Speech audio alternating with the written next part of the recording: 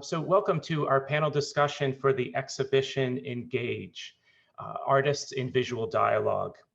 This is an inclusive exhibition of 22 modern and contemporary artists curated by Stephen J. Tyson, and it responds to the present moment, celebrates diverse heritages, and envisions new futures. Spanning 91 years, this multifaceted show invites the viewer to see our world through many media and perspectives, as each artist shares a unique and compelling story of the human experience. So let me introduce Stephen J. Tyson. Stephen J. Tyson was born and raised in New York City. He graduated from the High School of Music and Art, attended the Art Students League of New York, the Rhode Island School of Design, and earned his BFA from Manhattanville College and his MFA from City College of New York. He was tenured as an art teacher with the New York City Board of Education and as associate professor of studio art and art history at the University of Pittsburgh in Johnstown, Pennsylvania. He has been a fine arts faculty member at Siena College, SUNY Albany, Union College, and is currently an instructor of fine arts at SUNY Schenectady and SUNY Adirondack. In 1988 and 1995, he was awarded Fulbright Hays Fellowships to study in Nigeria and in Namibia and Botswana, respectively. Those experiences further inspired his interest in pattern design, evident in a series of paintings and drawings he has continued to produce since 1994. He has also drawn inspiration from the field of cellular biology, astronomy, illuminated manuscripts, Australian Aboriginal art, the mural designs of Kasena in West Africa, digital photography, and music. His work has been featured at venues such as the New York State Museum, the Schenectady Museum, now MySci, and the National Black Fine Art Show in New York City. And it's included in collections of the New York Public Library's Schomburg Center for Research in Black Culture, the Schenectady Museum, Hudson Valley Community College, Siena College, as well as in numerous private collections. Mr. Tyson has also served as a curator, lecturer, arts consultant, and panelist, including on NYSCA's Special Arts Services, moderator and gallery assistant. And we welcome you, Stephen J. Tyson. Thank you for joining us. This is one of Stephen's works. It's not in the exhibition, but I asked him to share one so that we could see what his work looks like.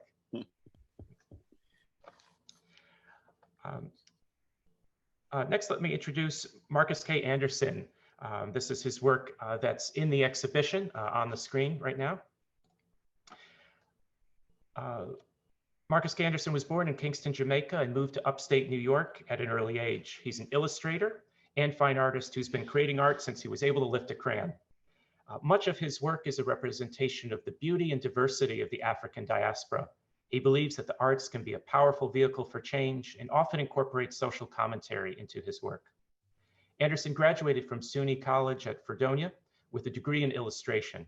He is the co-creator of an ongoing book series, Snow Days, and has illustrated Stories in Action Labs, all ages detective series, Cash and Carry. He has also done some illustration work for the Action Lab series, Force. And in January, the Black Panther Party, a graphic novel history, will be released by Penguin and Random House. Anderson illustrated this text that was written by David F. Walker. And thank you so much for joining us tonight, Marcus. Thanks for having me.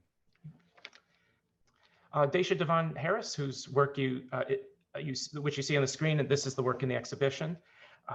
She is a Saratoga Springs, New York artist and photographer who has spent time in Buffalo, New York, and San Francisco.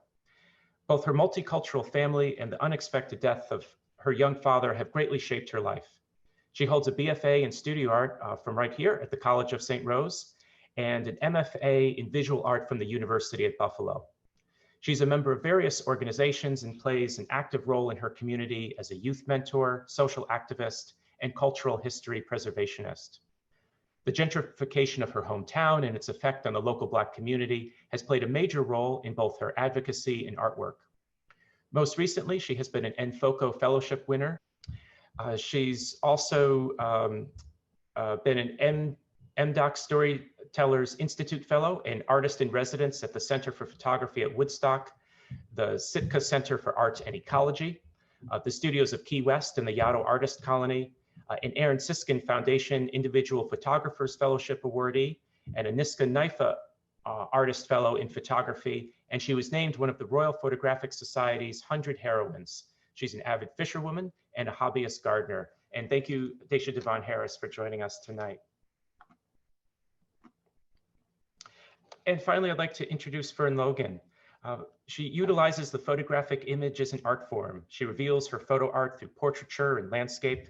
This is her piece in the exhibition. Her work as a photographer, creating art through the United States, the Caribbean, India, Central and South America, reinforced this emphasis. In the past, like the early work you see her subject was primarily restricted to landscape scenes. Eventually, she resolved to put the human figure into her repertoire and began work on a photo documentary book entitled The Artist Portrait Series, in which she photographed prominent Black artists such as Elizabeth Catlett, Jacob Lawrence, and Romare Bearden. On the screen, you see Corinne Simpson. We have one of Corinne Simpson's prints in the exhibition, and she's also one of the artists that Fern Logan photographed. Fern Logan began the series believing philosophically that art is an educational tool. It was the actualization of this desire to document the careers of highly accomplished Black visual artists that led to this work being awarded a grant from the New York State Council on the Arts. The series was eventually published by Southern Illinois University Press. Always present in Logan's photographs is an aesthetic of beauty, drama, and mood. She states that capturing these elements in her work is a special challenge. She views photography as a spiritual experience. Her favorite statement is, "I don't take photographs, they are given to me." Logan, who is Professor Emerita of Cinema and Photography at Southern Illinois University, completed her MFA at the School of the Art Institute at Chicago. She has taught photography and graphic design at Elmhurst College, Illinois, and Michigan Technological University. And she's been exhibiting since the early 1970s when she emerged as a promising photographer from Paul Caponegro's Apeiron Workshop in Millerton, New York. She's shown at the Smithsonian Institution, the Studio Museum in Harlem, Kenna Kablik Gallery, among others.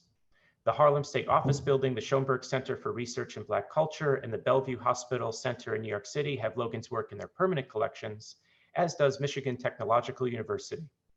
Logan has shown in numerous state museums and galleries. Her work with digitally manipulated imagery was honored with 2 Illinois Arts Council fellowships in 1998 and 2001. Ms. Logan was included in the 2001 exhibition at the Brooklyn Museum, Reflections in Black, Contemporary African-American Photographers. And thank you so much, Fern Logan, Marcus K. Anderson, Daesha Devón Harris, and Stephen J. Tyson for joining us tonight. Stephen, I thought we could open up by talking a bit about the process for this exhibition. The show builds on the New York State's Harlem Art Collection and the University Art Museum's collection on the one hand, and then the work of contemporary regional artists on the other. What themes began to emerge as you were looking at these collections, as you were looking at the regional artists, and ultimately, what story did you want the exhibition to tell? Well, thank you, Robert. And I'm just delighted to be here with all of these incredible artists. That's one of the things that I recognize right away, the mastery of these artists in the Harlem Art Collection at the University of Albany. I was struck by the fact that this was history, that these were masters of art, and I wanted to bring attention to these particular individuals. They helped through their sacrifices to pave the way for many of us and future generations. And I felt that it was important to not only recognize the incredible talent that existed in the past and those artists who were still producing from that collection, but also that we have people in our community who are also very talented and of the highest caliber. And a couple of those people, certainly the local artists, Daesha and Marcus among them, are just a handful of the artists that are in this show. And I wanted to make sure that people recognize that you don't have to necessarily go to these established museums and so forth, that we have important artists right here in our community that we also need to support and recognize, and that they are all part of one, that the history continues and it moves forward and progresses. And I wanted that to be clear and make that accessible to many generations, to the young up to the old.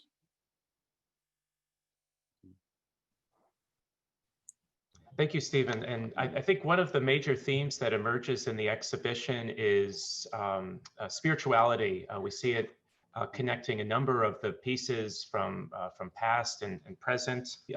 Daesha and Fern, if you could talk maybe about the role of spirituality in your work, perhaps how it connects to nature. Well, I'll be happy to start. For me, it's a very personal thing, especially, well, I shouldn't say especially, but with landscape, with a name like Fern, you're kind of rooted in the landscape. And I approach any art making with the concept that I'm a vessel, and the energy and the spirit that informs my work, I don't control it. It's something that comes through me.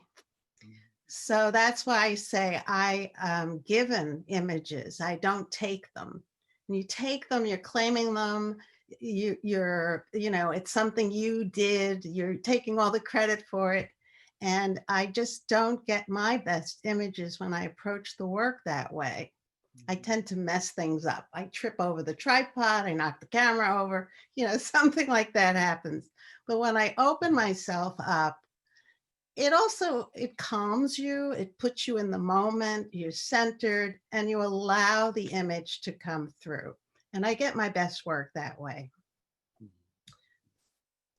For Daesha, what's been your experience with the spiritual in art?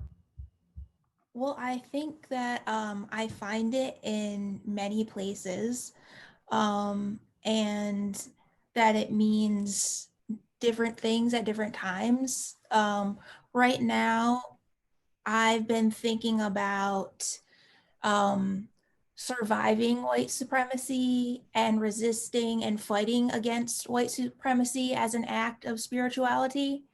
And in comparison to that, I feel that there's an absence of the spirit or soul when people engage in oppression and violence towards other people. And that's the way I've been thinking about it lately, especially over the past 6 months, when we just see so much anti-Black violence. And I especially need to look towards my family and my faith for strength and support to continue and to just continue fighting. And you're really a source of strength for others too. You're very involved in the in your community, right? With activist work and helping the youth. I think that's a really good connection with a lot of the artists in the exhibition. Roger Caban, for instance, a part of Infoco, was also a social worker. And Royal G. Brown, one of the artists in the exhibition, let me pull up his work, is also a licensed clinical social worker. These Afrofuturist designs of spaceships in a kind of dragon form made from found objects. Yeah, I'm interested in this connection, and any of you can answer this, between your art making practices and the way in which you engage and reach out to your audiences, your communities. I mean, I'll go. I have always found art, for me personally, is something to be experienced almost as a community effort. You know what I mean? Like, and actually, I really relate to what Fern had said about the art coming through us. And in that sense, it kind of it allows you to really commune with others, both ancestors, which is definitely something I deal with in my work, but also even acting as a bridge, from the past to the present and future. So yeah, I mean, I feel like I might have gotten away from the original question, but I mean, for me, that our work is definitely something that is to be shared, and it's not so much about the artist or the artist ego, but it's a larger effort. Yeah, and that sense of history, I think, really comes through the entire exhibition, Stephen, these connections that we draw between the present moment and the contemporary artists, some of the more historical works. There's a kind of lineage, the Infoco example with Daesha Devón Harris, for instance. Yeah. And even one of the pieces in the exhibition is your uncle's work. Maybe we could talk about him and the impact that he had on you. My uncle, David Lloyd Tyson, he was an individual that was born to parents who came from the Caribbean islands, from the Gingerland section of Nevis. And they arrived here, as many in the early 1920s. And he was born in the section that is now, it was called Sugar Hill. I'm not sorry, Sugar Hill. It was called San Juan Hill. And San Juan Hill was a section pretty much in the area of where Lincoln Center is now. And it was a community of West Indian immigrants and Black folk from the South. And he grew up and was interested in photography from a very early age. And as the years went on, well, I should really back up a minute and explain that he was not only interested in photography, but he was also interested in the sciences. And he was among the first Black graduates of the High School of Science, the Bronx High School of Science in New York City. This was in 1941. And then he went into the Army. He became a second lieutenant, fought in the Philippines, and was stationed in Japan. But prior to that, he had also, was very curious. He loved music. He loved a variety. He was very eclectic in terms of his interests, but he also had a very keen social consciousness.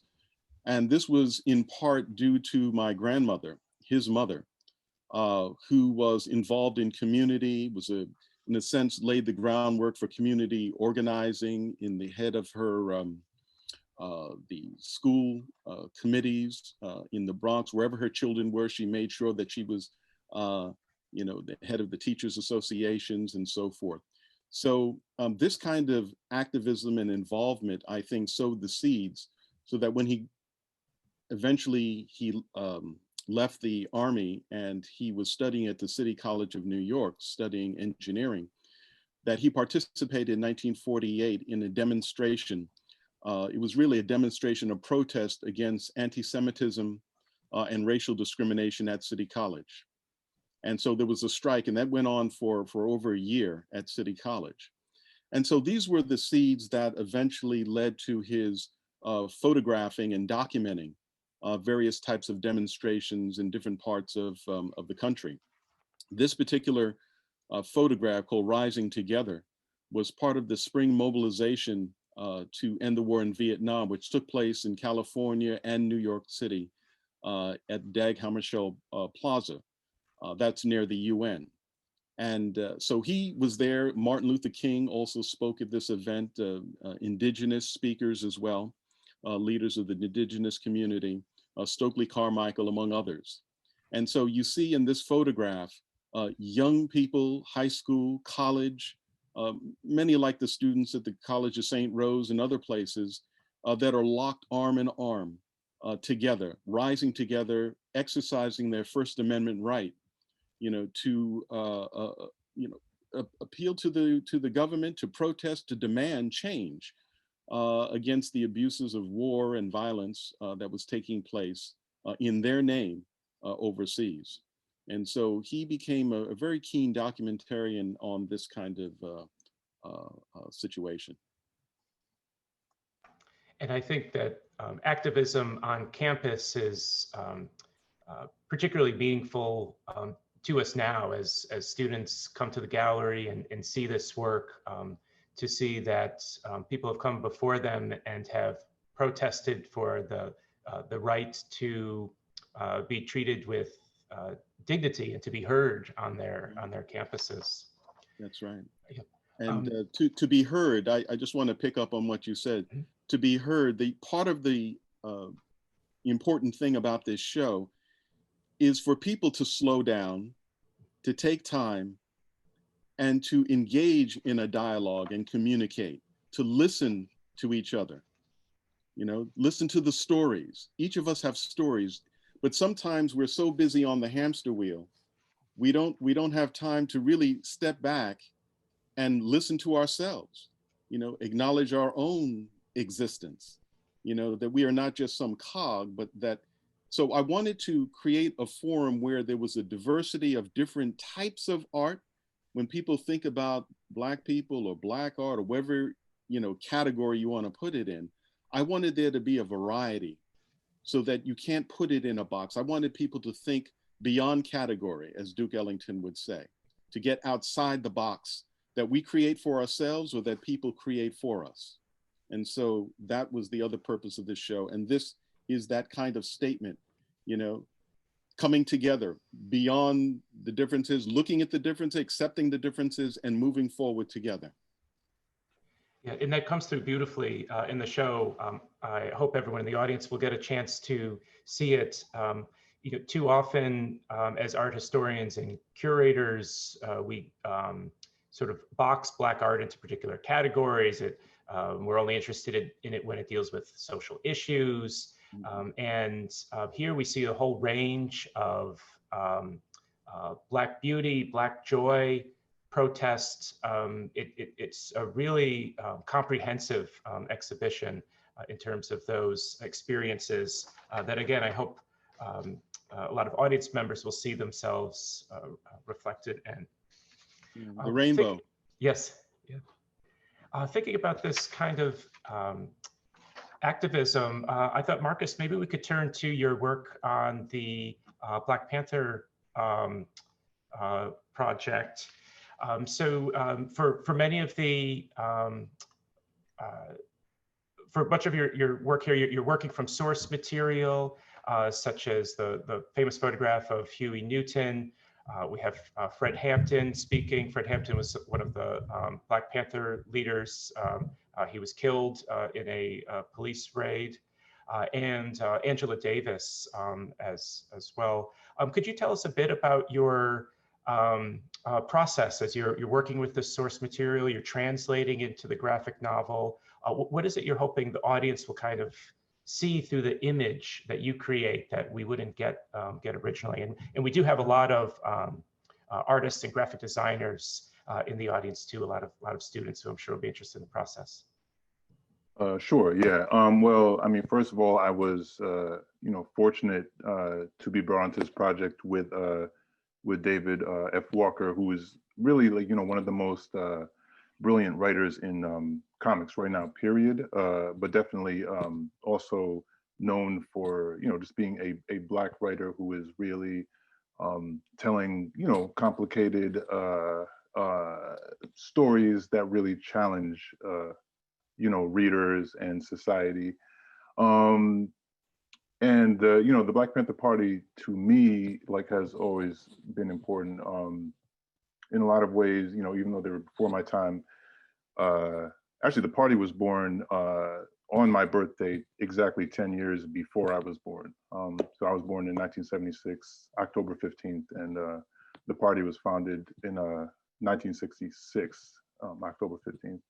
But anyway, what I was hoping to translate and what we as a team were working to translate is the complicated history of the party. It's an often incomplete history.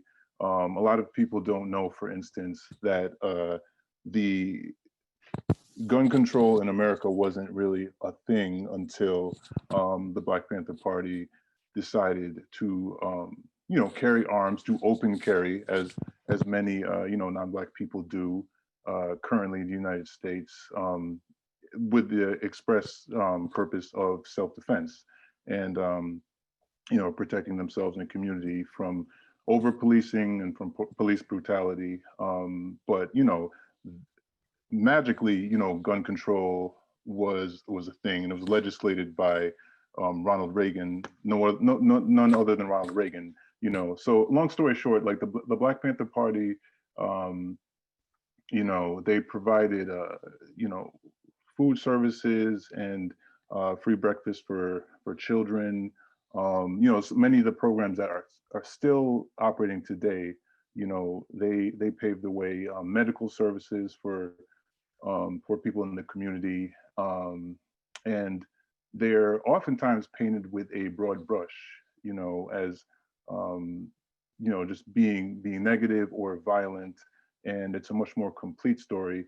And with this book, what we sought to do was to give context to the party. I would say context, to answer your question about like what I was trying to do. Like, I would say giving context is number one. Um, and that happens visually through some of these images that you see here, like the image of Fred Hampton and Angela Davis, are from some of the more biographical pages. But the book itself, it kind of bounces back and forth between a comic book narrative. So we are telling a story, it's a true story, but we also didn't want it to be static and, you know, just a bunch of biographical pictures. So what ends up happening is, yes, like, so for some of these images like of Fred Hampton, I began, you know, obviously I did a lot of research, you know, visual and otherwise. And, you know, I would create line drawings based on the image. And obviously I got creative with the color in places. Orange and blue are kind of my favorite complementary color pattern, you know. So a lot of the book's color theme does lean towards orange and blue. And so I just really tried to, you know, as I was speaking before about art speaking through us and ancestors and those who came before us and inspired us, you know, speaking through, that's what happened here. So, you know, and one of the challenges with the book is that I had to simultaneously tell history, you know, and be truthful and honest with that history, but also let it be like a narrative that flows, like, you know, in the comic book medium. So it was a real interesting balancing act and a challenge, but you know, I think we accomplished it. That's forthcoming in January, published by Penguin Random House. Fern, Marcus was just talking about kind of history and ancestry. I was hoping maybe we could talk about your work on the African Diaspora series, which kind of connects past with the present, specifically Katrina. Yes, this is a true story. Of course, I have taken liberties with it because the participants lived several centuries ago. But the woman in this story represents an African woman whose name was Marie Therese Coin, which looks like coin, but in French it's Coin. And she came over and actually became the slave of a Frenchman. And unfortunately, you know, he's the one most people remember. I can't remember his name. I think that's very significant. But she had 12 or 13, maybe more, I don't remember exactly, 16 children with him. And those are the descendants of the Creoles of today. So I wanted to tell Marie Therese's story. And I started this series with my model. We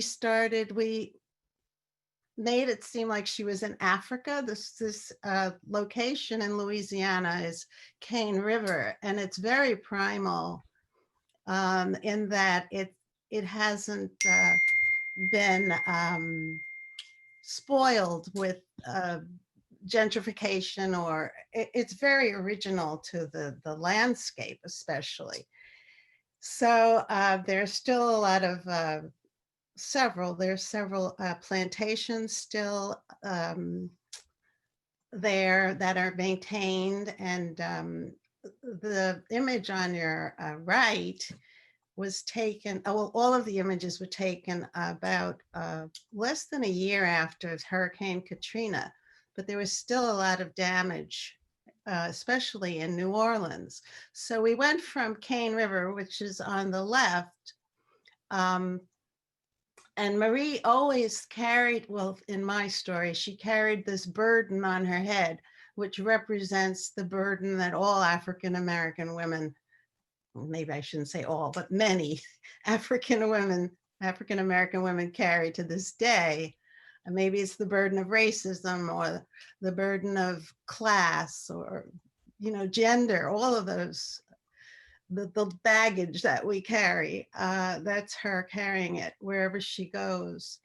And as the African, when she's represented as the African, she's represented without, she's bare-breasted, as they were in Africa. And then when she came here and was enslaved, her breasts are covered. And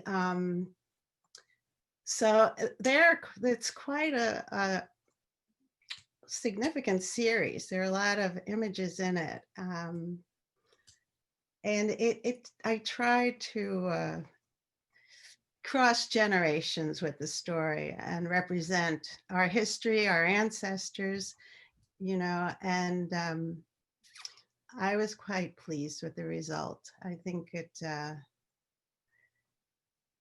has a lot of meaning to me, and especially the parts, I mean, in New Orleans, it was just heartbreaking to see the devastation still almost a year later. These were done in May of 2006, and Katrina was in August of 2005.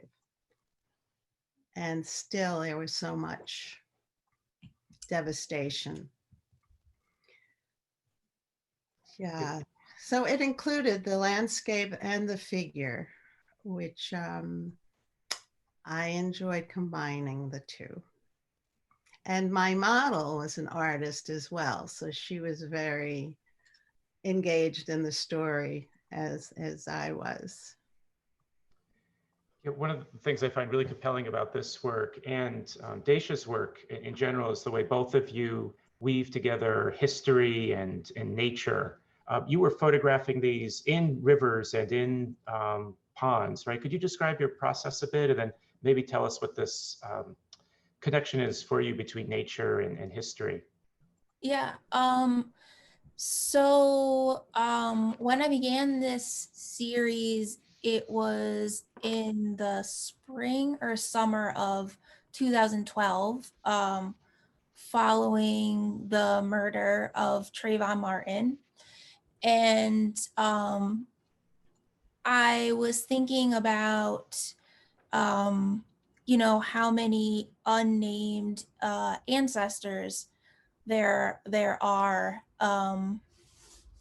And I just, when that happened and there was no, accountability or justice for his life being taken, I just felt right then that it was going to be, it was just going to open a can of worms, an onslaught, and which obviously it has. And so at that point, I was feeling obviously pretty depressed, as many people were, and I didn't feel like photographing living people at that point. And so I turned to a collection of unidentified portraits that I have, mostly Victorian era, early 1900s photographs of African-American individuals.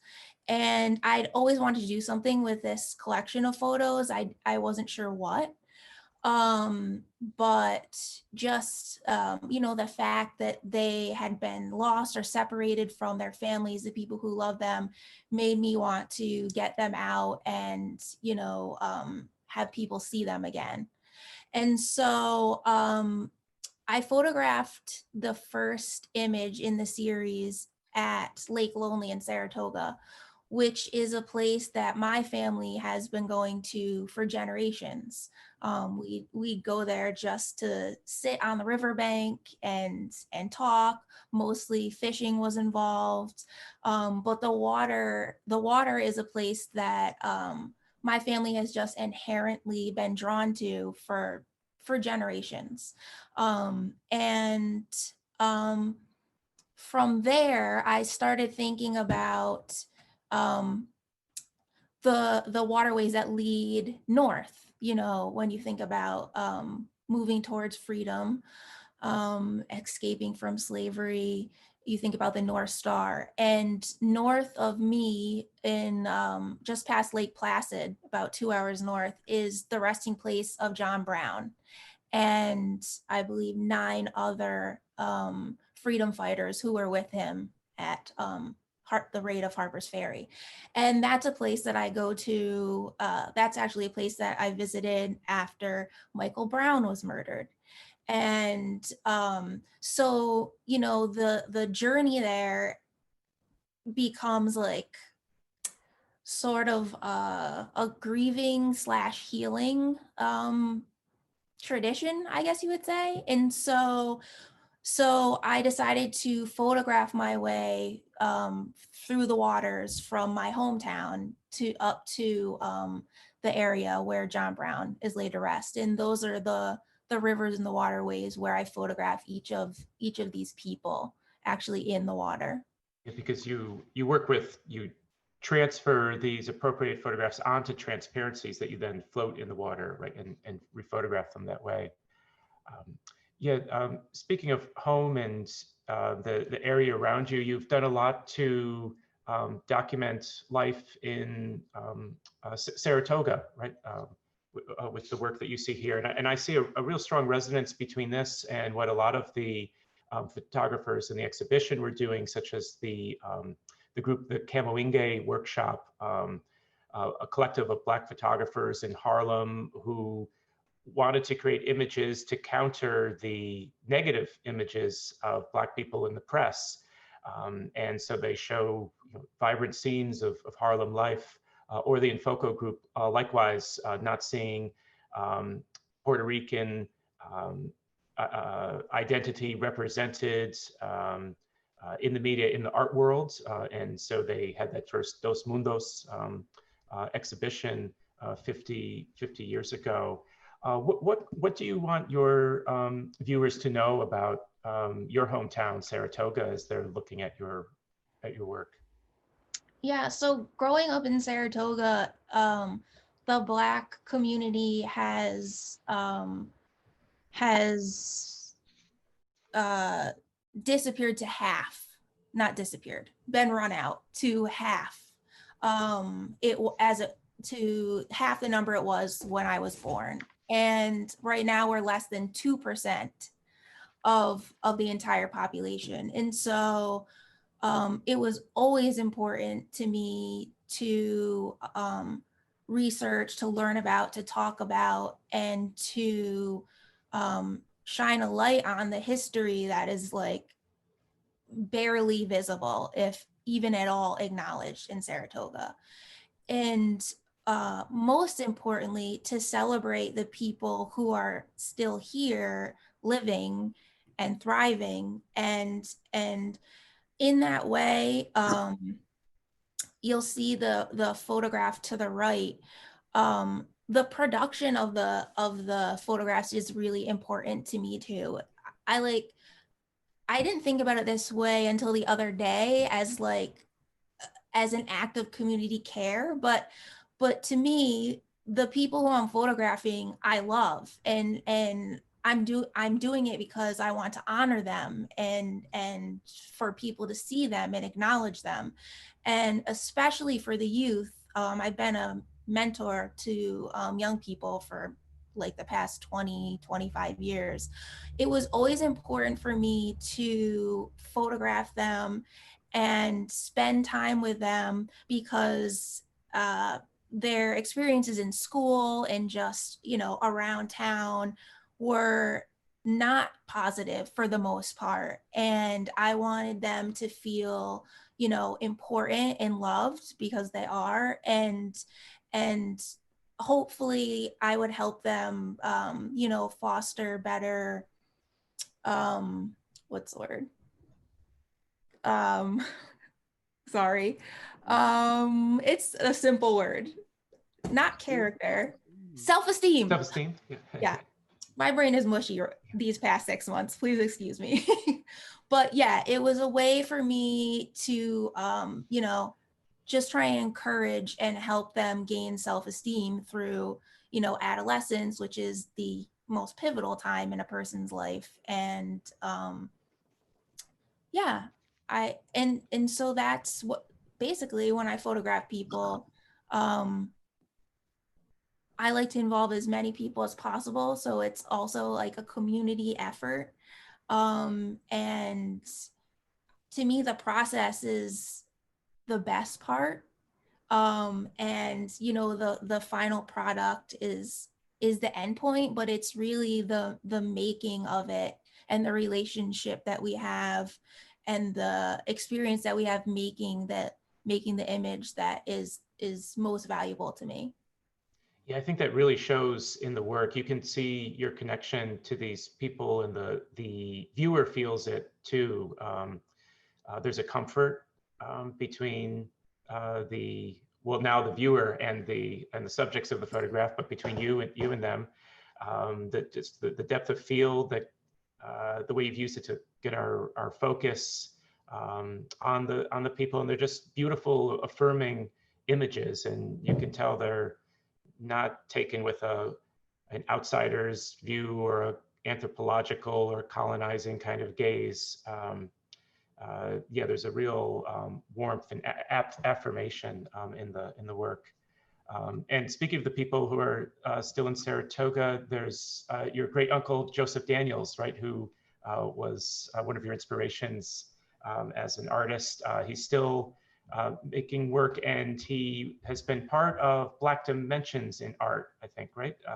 That a number of our artists here are part of. Actually, I think Daesha, Marcus, Stephen, are you all part of Black Dimensions? Yep. So so they're in the Capital Region since 1975 or so. Stephen, tell us a little bit. Yep.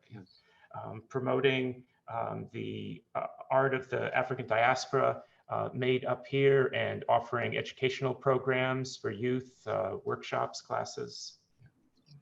That's correct. And just to take a moment, Black Dimensions in Art grew out of the Black arts movement of the 1960s that we were referring to a little bit earlier. People like Mars Hill, Catherine Revis, Margaret Cunningham, Linda Jackson Chalmers, Mickey Kahn, the list goes on, James Cunningham. These are individuals that paved the way and that provided opportunities in this capital region where there were really no opportunities at all. And their mission continues to this day, along with the Hamilton Hill Arts Center. You know, so big shout out to the hard work and the good work that they're all doing.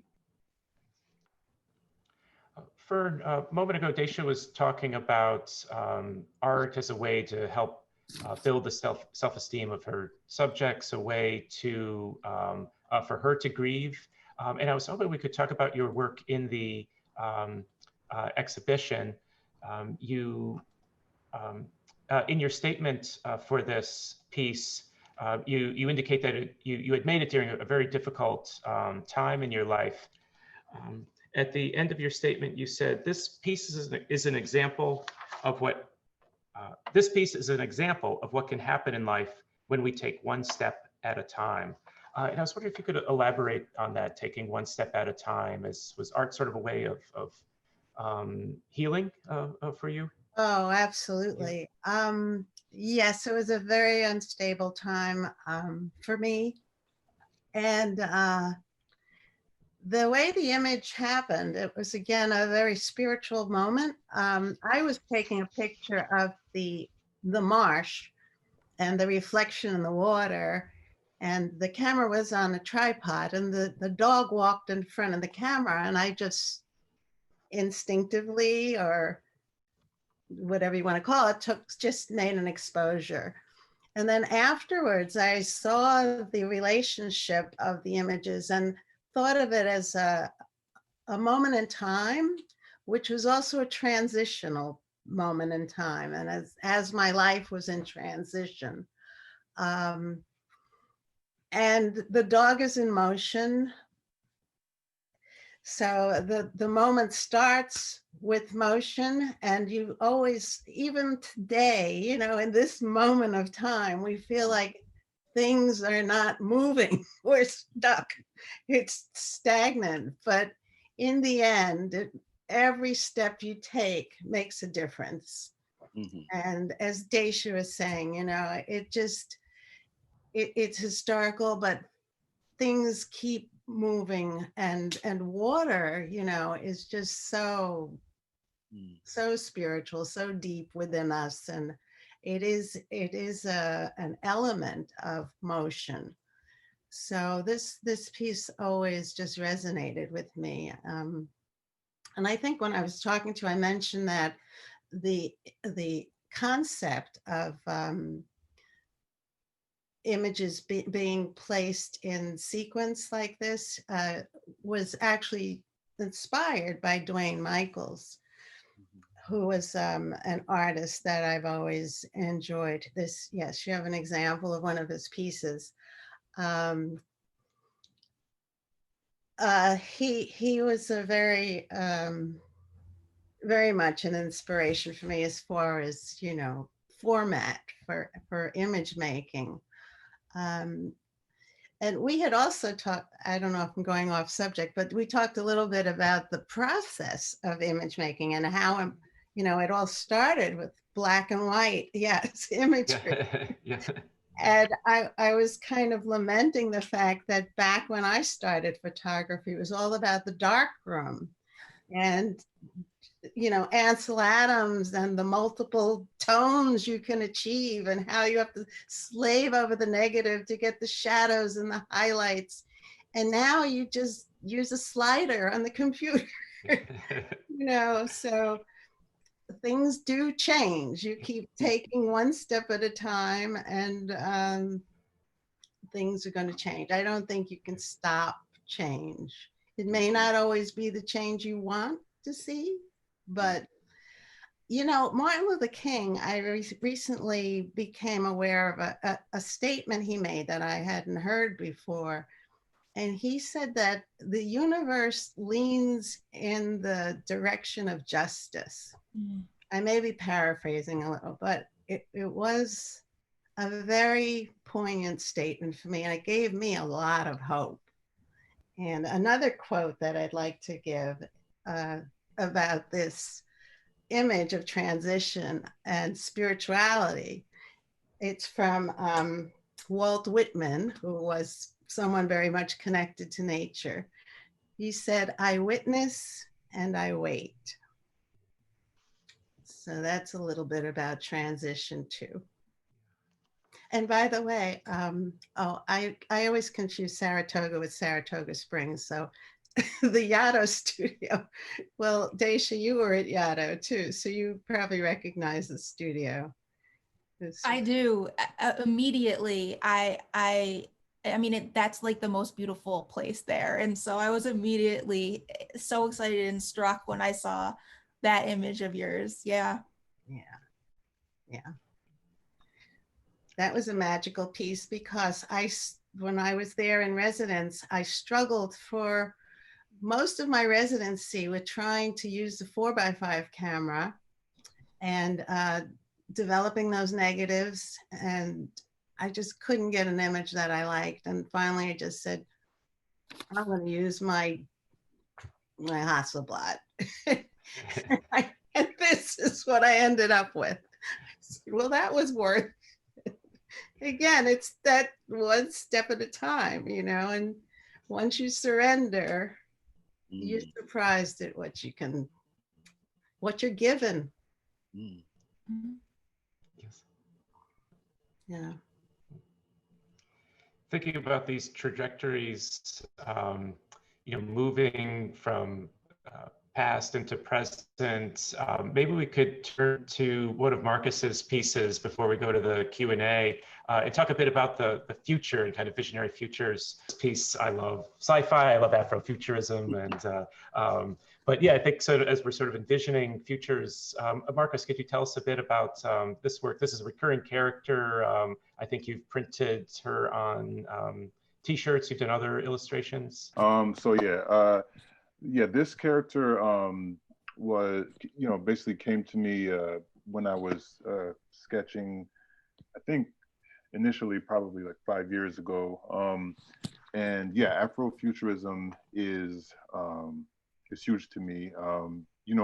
Just to anyone who's not familiar, it just kind of deals with the concept of being able to envision ourselves, as Black people in the future, in speculative fiction, science fiction, much like that's shout out to Royal, like his spaceships are a perfect example of that, of taking found objects and creating something futuristic.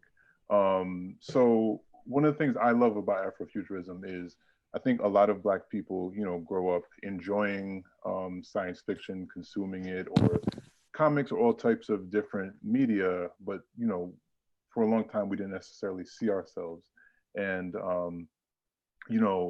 there's been a lot of brilliant creators. I have to give a shout out also to Lovecraft Country is on HBO. It just finished. The first season just finished last night, and it was brilliant. And it's a series that deals with historical fiction, but also Afrofuturism at the same time, and really spans genres. And I mean, I think it's a perfect example of what I love about Afrofuturism. But in regards to this work and this character, I have probably like 100 projects in my mind that I have not gotten to yet and have not had the time to do, but I will. And this is one of the main ones. I like little pieces of her story come to me periodically, and I'll jot them down. Some of them I just leave in my head, but I don't forget them. And I mean, I can't say too much yet, only that she's a person who is her story takes place in a future that is bleak in some, not unlike a lot of the ways that maybe our world might be right now at this moment. But she has a light that she is refuses to lose, and will use to inspire others and move forward. And to me, like, I think that's integral to the Black experience in America of being faced with unreasonable circumstances and situations beyond our control, but still finding a way to thrive despite that. So yeah, I mean, to me, that sums up my feelings about Afrofuturism as a genre, and why I love it. Thank you, Marcus. I was going to say to link that with something that Fern had mentioned before about Martin Luther King. I'm reminded of the story where Denise Nichols was at a dinner party function of some kind, and she was thinking about leaving you remember she was the communications officer on the Star Trek series, the Enterprise. And she was talking about leaving the series, going on and do some other things. She was not completely satisfied there. And someone caught wind of that, and they told this person who was, a fan. And the person came over to her and said, listen, my family and I, children, they watch you on television. We love what you're doing. Please, we heard you're leaving, don't leave. And that person was Martin Luther King, of course. The idea of seeing ourselves in the future, right? With, the mothership connection, Parliament Funkadelic, Earth, Wind and Fire. I mean, this Sun Ra. I mean, it goes on in literature. That to go beyond, the stripes and the stress of now, and to transcend that, to see ourselves going beyond the present circumstances, recognizing it, but not being limited by it. Absolutely. Great. So let's start now to open up to the audience. The exhibition is engaged. It's meant to start conversations. So if you have a question, just go ahead and let us know in the chat, and then we'll invite you to unmute yourself. Can I Oh, just, sure. Yes, I- please, Fern, go ahead. I just want to congratulate and thank Marcus for making his hero a woman. I really appreciate that. And I can't wait to see more of what she accomplishes and what her adventures and exploits are like. Mm. Well, I listen to the women in my life, so I can't take credit for that. Thank you.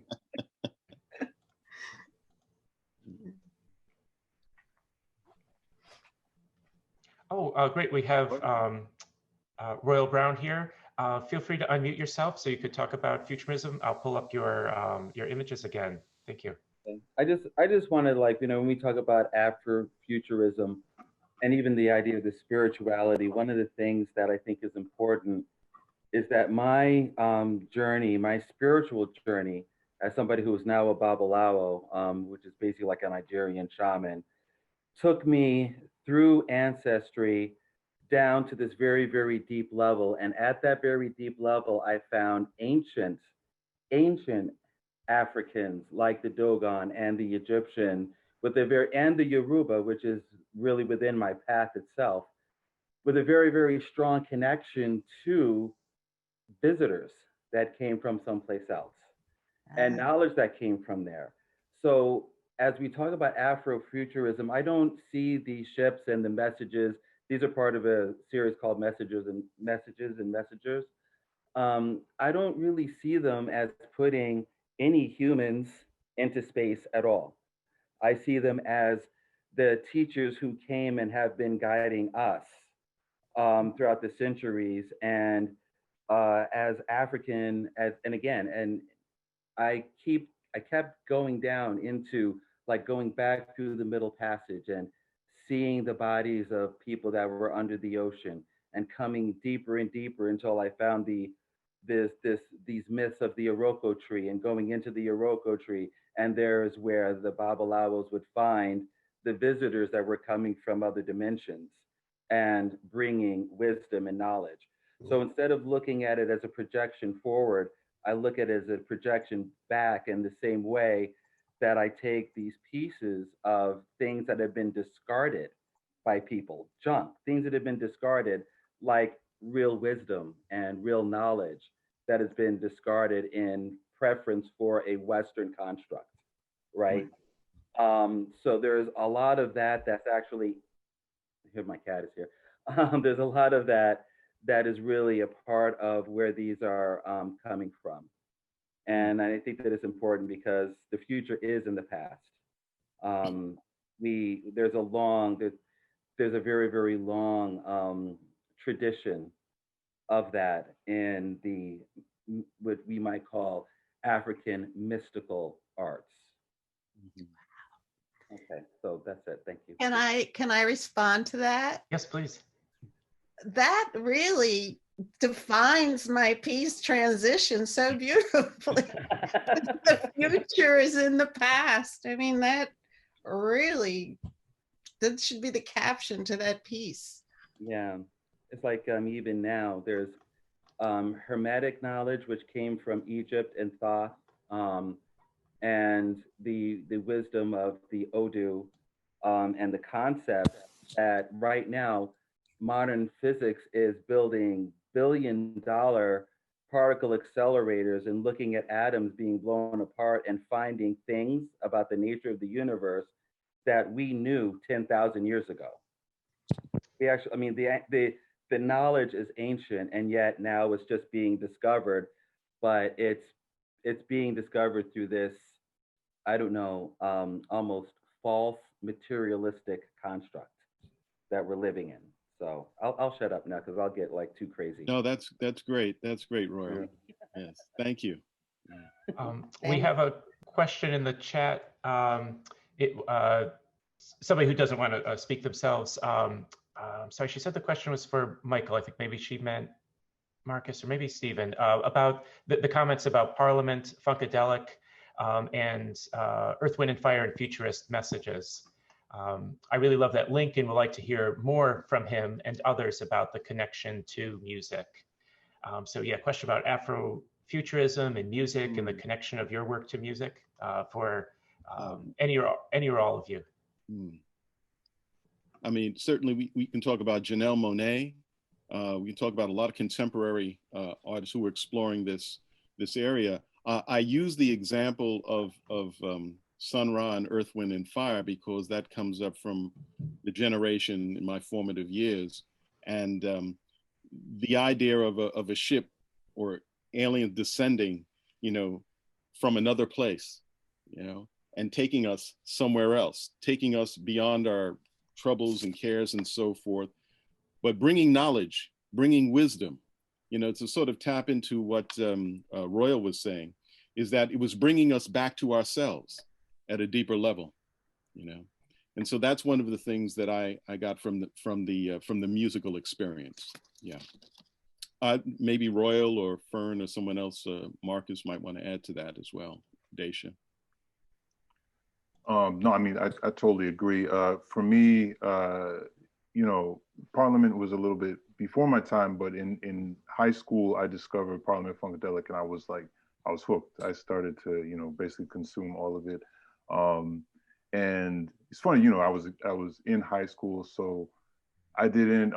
There's a way in which I can appreciate just the brilliance of it from an Afrofuturistic perspective now, and I certainly wasn't, you know, ascribing that to it at the time, but there was something that it really tapped into, something that was both, you know, like Royal spoke to, of the past and things that we already knew.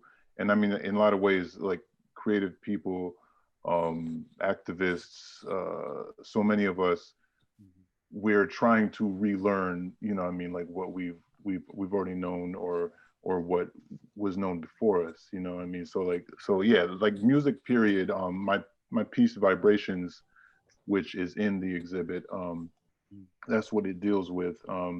It was a series of line drawings, of ink drawings that I had done of different Black people enjoying music in their headphones.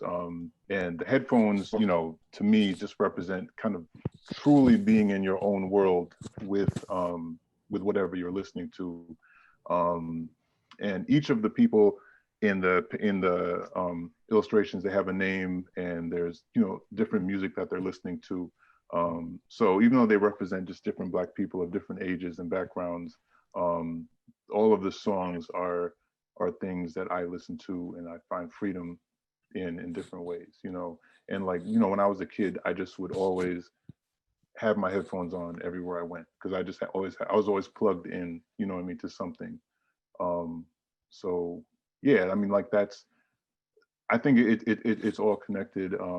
Definitely, you know, as far as Afrofuturism or just the creative brilliance that we have as a people, and the way that, you know, music has translated, and it's played such a huge role in movements, you know, social movements throughout the years.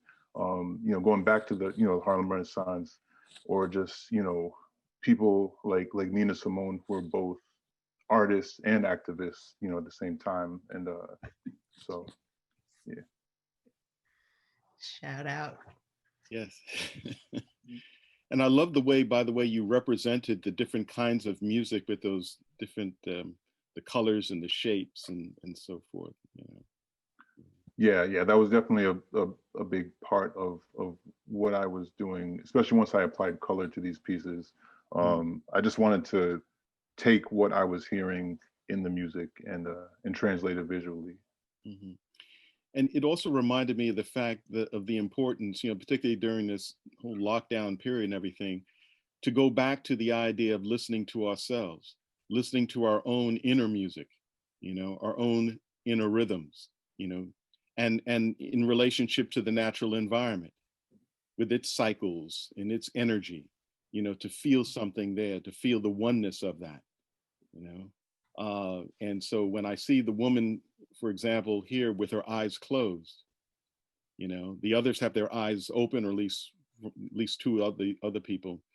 You know, that tells me about that deeper state. You know, I don't know what you might have been thinking in terms of having some with the eyes closed or some with the eyes open, but does that speak to a deeper level of consciousness in some way? Oh yeah, definitely. And I mean, I can even speak to what they're all listening to. But that, I would say the difference in, you know, expression, or just eyes, has to do with how the individuals are vibing to what they're listening to. And then the first one, she's listening to Erykah Badu. It's specifically "Didn't You Know" by Erykah Badu, and like that song just really, I don't even know how to describe it, but it's like there's a certain atmospheric quality. It's very much about, you know, what was going on with her individually, and, you know, like kind of just soul searching, you know what I mean? And the music itself, I don't know, that yellow energy that I tried to represent there, you know, kind of represents what I saw in the music. And so that's the, I wanted her expression to kind of represent the sense of peace that I hear or feel, you know, when I hear that song, you know. Beautiful, beautiful. Yeah. Thank you.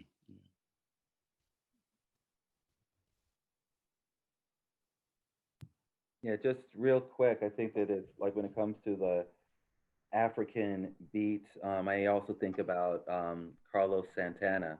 Mm-hmm. And I just think, I mean, just to put it really simply, I mean, these are people who took like traditional African drums and literally plugged them into a lamp, an amp. You know what I mean? It's like, you know, just that's like what it is. You know, electrified it, and that to me is ancient and contemporary and also future.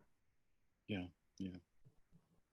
And I just want to say very quickly that also is a component in the show, this intersection, you know, between Latinx and the African American experience or the Black experience, you know, because they are connected, you know, they are one. Certainly my family, you know, is a reflection of that, you know.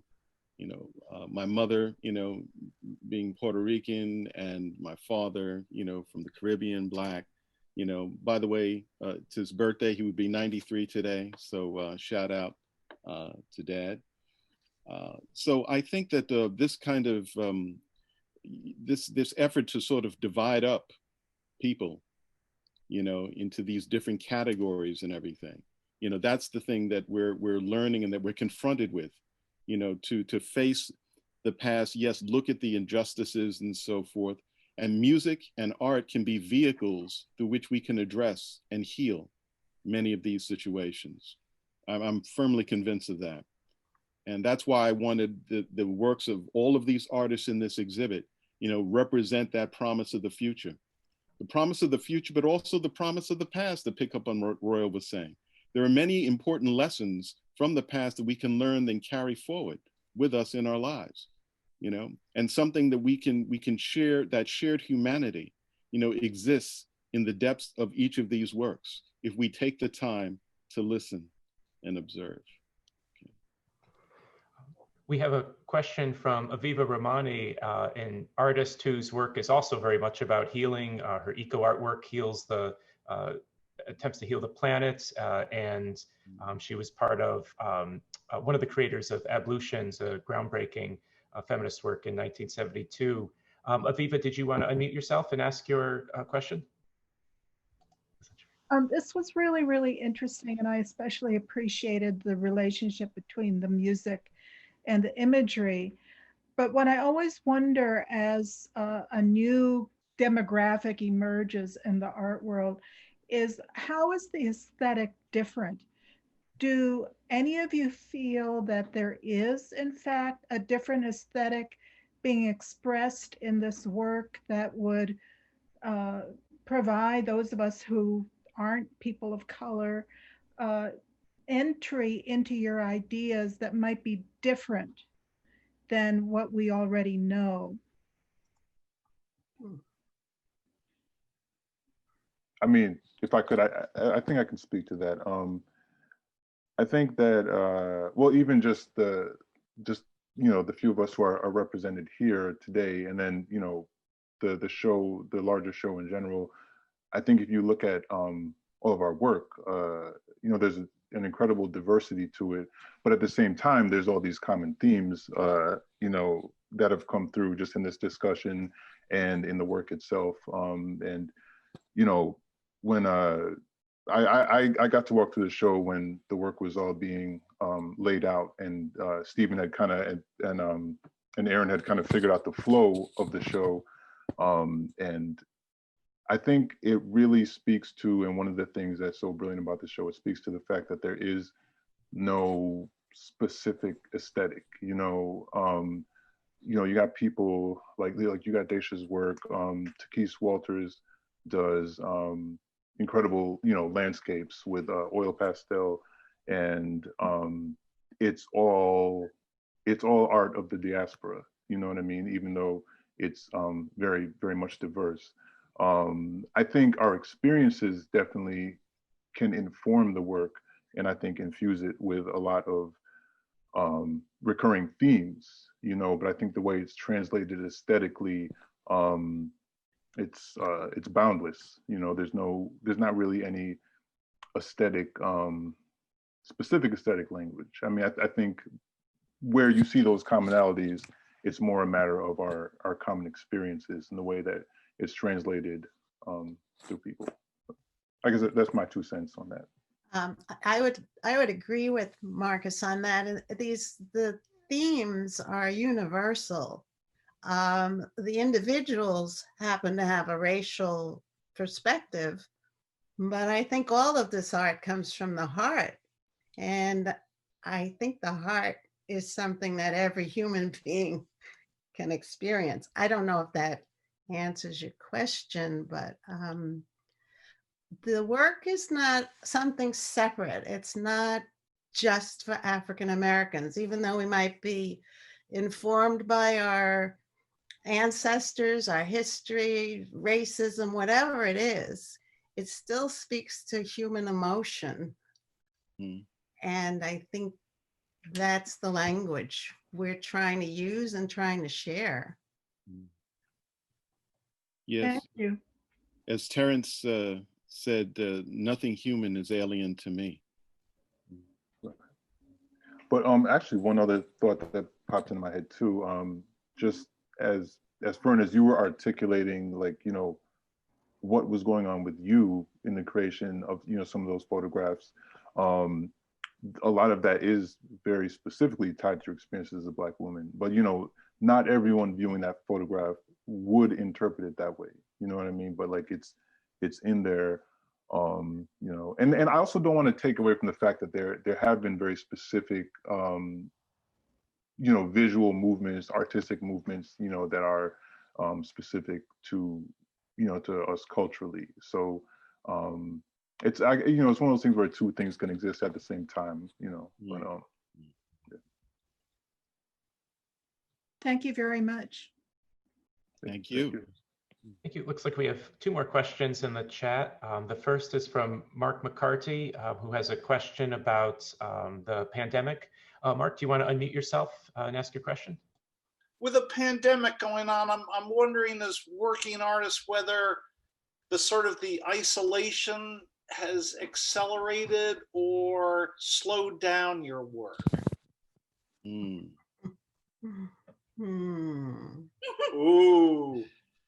For me, it's accelerated. It's accelerated my work, and it's also made me much more introspective as far as I'm going back and now scanning old negatives and working on, you know, my archive. But also I'm taking more pictures of nature because it's the only place I can go, you know, and I can go without a mask. Or and I want to point out that the Grand Canyon is a photo that was taken with an iPhone. And it's a nice comparison here with the Yaddo Studio, which, as I said, was film, a medium format camera, a lot of well, I put the paraphernalia of the 4x5 aside, but still the two different not genres, but media maybe. And so I'm doing more nature photography now than I was before the pandemic. How about everybody else? I'm gonna be honest and say I think I've got nothing done during this time. And a lot of it I think has to do with the combination of the pandemic and then, like I mentioned before, this just onslaught of anti-Black violence and death in combination with, you know, family tragedies. And I have just personally had a terrible internal conflict over these past, seems like never ending year. And I keep kicking myself, like, what, you're wasting time, you're not doing anything. But also I feel like I just don't have any headspace to see through right now. It's emerging a little bit right now, but I've complained to all of my friends and family how I can't do anything and I haven't done anything making art. That being said, I'm doing some other socially active things, but the artwork I've found really, really hard, and I've been struggling a lot with even being able to think about it. Yeah, it's weird times. Yeah. Like for me, I don't think it made it too much of a difference as far as art making, because I'm kind of an addict when it comes to that. I just keep building these things. They just keep coming and coming and coming. They're like mushrooms in my studio. They just keep popping up. But I will say that some of the things that have been going on, there is two things. There is a sense of hope, because what we are going through is a transformation, and I believe in a deep level that all of destruction is necessary for some creation. But then again, with some of the stuff like the anti-Black violence and things like that, and some of the other things going on, I will say that a lot of the ships that I've been building have been getting more and more weapons built into them as time has gone on. Yeah, well, there's definitely, I mean, obviously there's been a lot of common themes tonight, and my experience this past year has been very strange. I mean, like everyone's, but strange in the sense that I envision this year going a certain way. You know, the Black Panther book is due, is coming out in January 2021. So I think I had one idea of what my working, just everything around, you know, me completing the book, you know, a month ago was going to look like. And so, you know, as I was deep into the second half of trying to complete this book, you know, global pandemic happened, you know, and everything was crazy, and it threw everything into question, just about, like, you know, productivity, etc. But much as you know, Daesha spoke to, and Royal spoke to, the things that are going on in our current events, specifically with, you know, just injustice, as well as, you know, Black people rising up, and others, you know, rising up, asking, you know, demanding justice. You know, it tied in perfectly with the work and the story that I was telling, you know what I mean? So it actually fueled me. Once I kind of shook off that initial, like, you know, how am I supposed to get this done? Like, you know, is everything going to go as planned? You know, I was fueled by everything going on socially in our country, and the timeliness was really, you know, it was just all about the timeliness, you know. And it's sad because I have other pieces of art you know, similar to how like Daesha created art around the time of like Trayvon Martin's killing and so many others. Like I have pieces that I did back then that specifically dealt with police violence. And I always say that I'm waiting for the day when they're less relevant, you know, but hopefully this is a period of transition, and we will see a day, or our children will see a day when, you know, some of that work is less timely. Mm. Our last question comes from a brilliant student, Raven Holmes. Raven, do you want to unmute yourself and ask your question? So my question is, with more modern art, what does anyone think is the best medium to do it in? Because I understand that for many people that I am more familiar with use the art medium of gaming as a means of telling a story and be able to inform people about certain events and certain cultures. So what is everyone's view on that?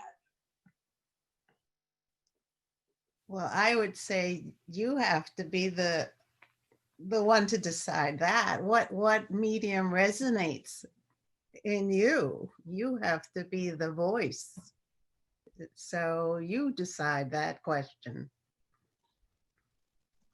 Yeah, I would agree, because I even personally, you know, have spent a lot of time playing with different mediums. You know, like the work on the book is digital.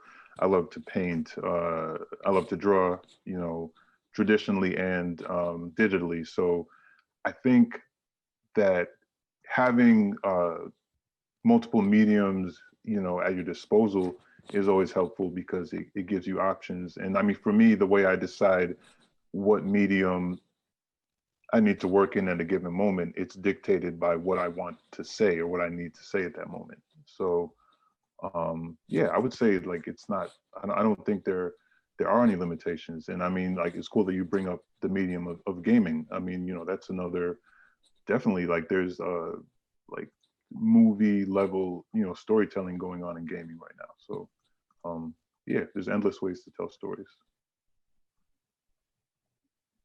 I would also just like to encourage particularly the students to not feel the need to categorize yourself or just choose one medium. Yeah. I found myself asking myself, like, just a few years ago, wait, who said that you only could do photography? Because I was a studio art major at St. Rose, and I love painting and printmaking and intaglio and all of those things. But somehow along the past decade and a half, I thought I could only do photography, and my hands just want to do more things now. And I thought to myself, I don't know how I got here, because I don't remember anyone saying it specifically, but I think it's important for the students to realize at this point that they should always keep their options open and just move towards the medium that, you know, lends itself to the work that you want to make, and never put anything to the side. It's always available to you, no matter how much experience you've had with it, I'd say. I have another point on that subject. Back in the day when I was a corporate graphic designer, I wanted to take pictures of some of the people that were being invited into the corporation. And my boss said to me, "You're a graphic designer, not a photographer." And it was shortly after that I quit the corporate world. Yeah. And began work on the artist portrait series. So don't listen to those people. Follow your heart. I won't take up any more time, but I have very similar experiences, and I agree 100%. Thank you. Thank you all for those comments, and I think the advice to students is a wonderful way to close, as we're hoping that the next step in Engage will be for students to be able to respond to this work and keep the conversations going in our community. And thank you, everyone. I know many of you are tuning in from near and far. For those of you who are near the Capital District, Engage Artists in Visual Dialogue is up through November 21st. And the gallery is open Monday, Tuesday, Friday, Saturday, noon to 5. And then Wednesday and Thursday, we're open a little later until 8 o'clock. Thank you again, Stephen J. Tyson, Daesha Devón Harris, Marcus K. Anderson, and Fern Logan for sharing your stories, sharing your artwork, your vision with us, and helping our community, our world to work through this, giving us a point of departure. Your work is really a guide for all of us as we're trying to navigate into an anti-racist future. And I thank you all. Thank you. Thank you, Robert, for moderating this event. Thank you to the artists on the panel, all the participating artists. We didn't have a chance to obviously address all of their works, but I also want to thank the audience, the people who tuned in to check this out. Bring that message to your communities. Be inspired within your own life, to help to make this the more beloved country, beloved community that we all desire. Thank you.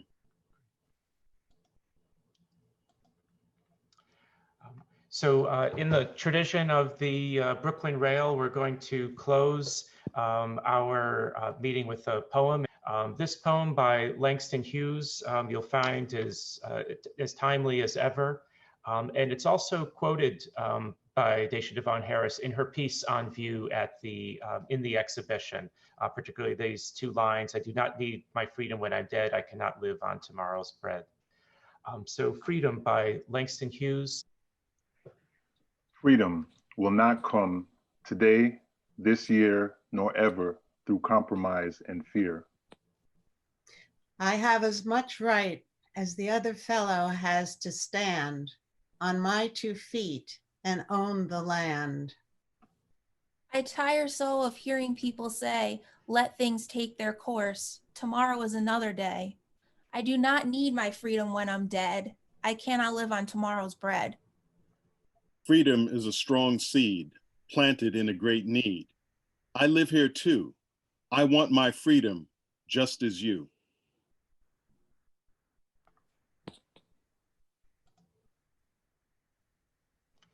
Thank you again to all our panelists, to all our exhibiting artists, and to all of you for tuning in tonight. Be well and be safe. Thank you.